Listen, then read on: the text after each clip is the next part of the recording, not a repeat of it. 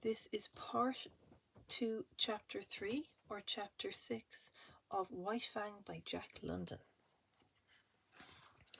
The Grey Cub.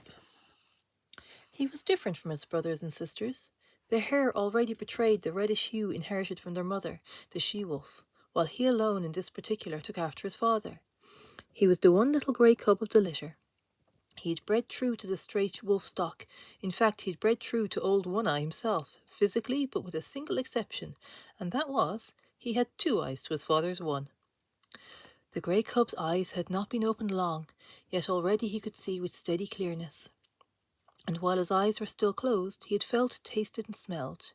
He knew his 2 brothers and his 2 sisters very well.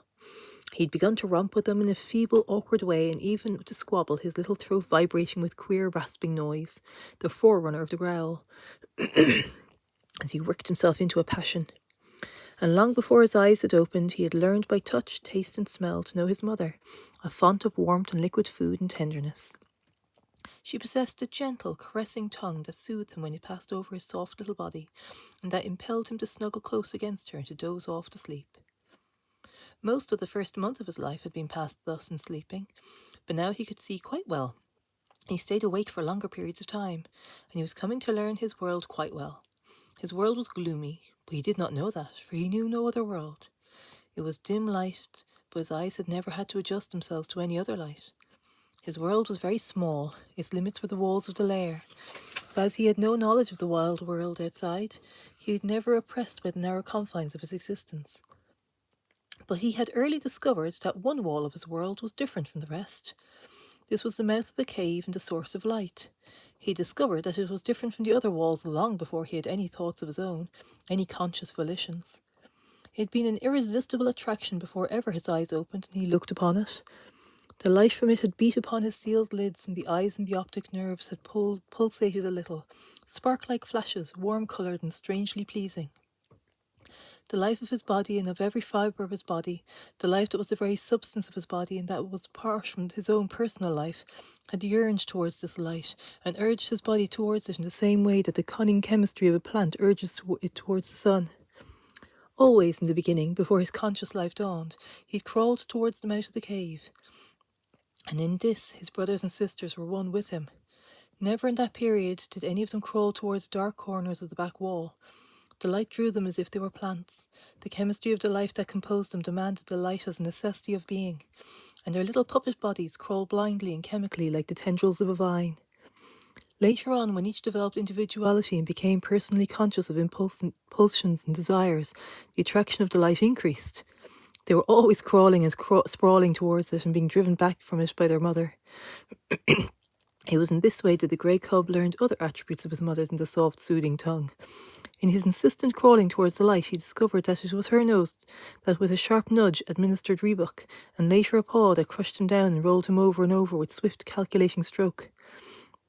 Thus he learned hurt, and on top of it he learned to avoid hurt, first by not incurring the risk of it, and second, when he had incurred the risk, by dodging and by retreating. These were conscious actions, and they were the result of his first generalizations upon the world. Before that, he had recoiled automatically from hurt, as he had crawled automatically towards the light. After that, he recoiled from the hurt because he knew that it was hurt. He was a fierce little cub. So were his brothers and sisters.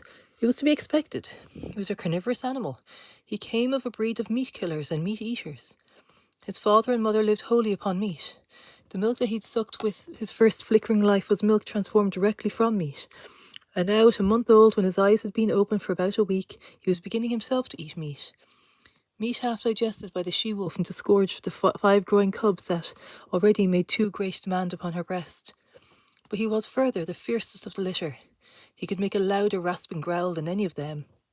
His tiny rages were much more terrible than theirs, and it was he that first learned the trick of rolling a fellow cub over with a cunning paw stroke, and it was he that first gripped another cub by the ear and pulled and tugged and growled through jaws tight clenched, and certainly it was he that caused the mother the most trouble in keeping her litter from the mouth of the cave. The fascination of the light for the grey cub increased from day to day. He was perpetually departing on yard-long adventures towards the cave's entrance, and as perpetually being driven back. When he did not know it for an entrance, he did not know anything about entrances, passages thereby one goes from one place to another place. He did not know any other place, much less of a way to get there. So to him the entrance of the cave was a wall of light. As the sun was to the outside dweller, this wall was to him the sun of his world. It attracted him as a candle attracts a moth. He was always striving to attain it. The life that was so swiftly expanding within him urged him continually towards the wall of light. The life that was within him knew that it was the one way out, the way he was predestined to tread. But he himself did not know anything about it. He did not know there was any outside at all. There was one strange thing about this wall of light. His father, he had already come to recognize his father as the one other dweller in the world, a creature like his mother, who slept near the light and was a bringer of meat. His father had a way of walking right into the white far wall and disappearing. The grey cub could not understand this. Though never permitted by his mother to approach that wall, he had approached the other walls and encountered hard obstruction on the end of his tender nose. This hurt, and after several such adventures, he left the walls alone. Without thinking about it, he accepted this disappearing into the wall as a particularity of his father, as milk and half-digested meat were particularities of his mother. In fact, the grey cub was not given to thinking, at least to the kind of thinking customary of men.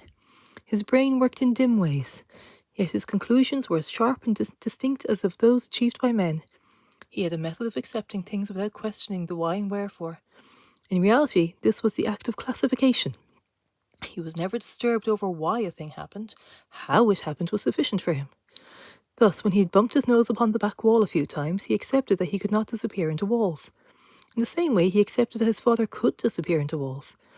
But he was not in the least disturbed by desire to find out the reason for the difference between his father and himself. Logic and physics were no part of his mental makeup. Like most creatures of the wild, he early experienced famine. There came a time when not only did the meat supply cease, but the milk no longer came from his mother's breast. At first the cubs whimpered and cried, but for the most part they slept. It was not long before they were reduced to a coma of hunger. There were no more spats and squabbles, no more tiny rages or attempts at growling. While the adventures towards the far white wall ceased altogether, the cubs slept while the life that was in them flickered and died down. One Eye was desperate. He ranged far and wide and slept but little in the lair that had now become cheerless and miserable. The she-wolf too left her litter and went out in search of meat.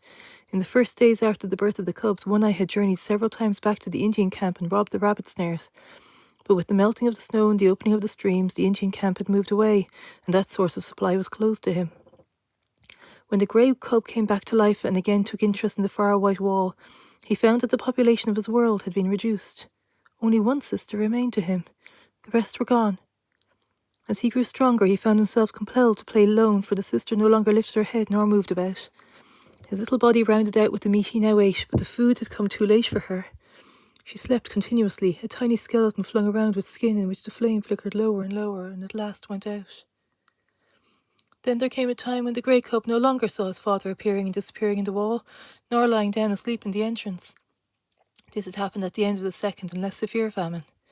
The she-wolf knew why One Eye never came back, but there was no way by which she could tell that which she had seen to the grey cub.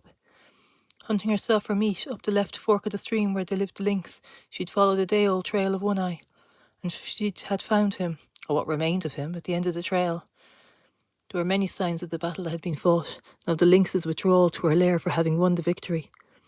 Before she went away, the she-wolf had found this lair, but the signs told her that the lynx was inside and she had not dared to venture in.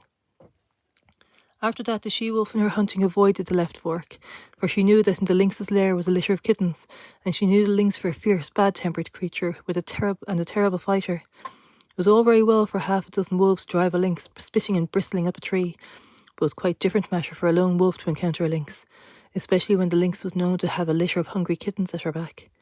But the wild is the wild, and motherhood is motherhood, at all times fiercely protective, whether in the wild or out of it. And the time was come when the she-wolf, for her grey wolf cub's sake, would venture the left fork and the lair of rocks and the lynx's wrath.